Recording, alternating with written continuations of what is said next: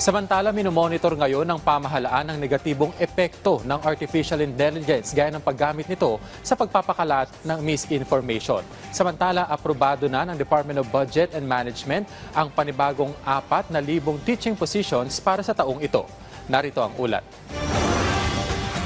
Patuloy na binabantayan ng pamahalaan ang posibleng negatibong epekto ng artificial intelligence o AI. Ayon sa Malacanang, bagaman may mabuting dulot ang pagyabong ng ganitong teknolohiya, hindi pa rin maiaalis ang posibleng negatibong epekto nito.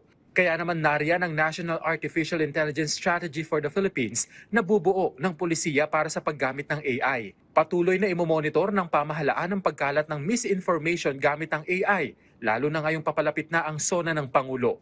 Inaprubahan na ng Department of Budget and Management ang panibagong 4,000 teaching positions para sa taong 2025. Layo nitong palakasin at itaas ang antas ng edukasyon alinsunod sa direktiba ni Pangulong Ferdinand R. Marcos Jr. Ito na ang ikalawang batch ng mga teaching position na bahagi ng kabuuang 20,000 teaching jobs na hiniling ng Department of Education. Ang mga bagong posisyon ay para sa Teacher 1 na may salary grade 11. Una na ring inaprubahan ng DBM ang 10,000 non-teaching positions para sa DepEd nitong Abril 2025. Kenneth Pasyente para sa Pambansang TV sa Bagong Pilipinas.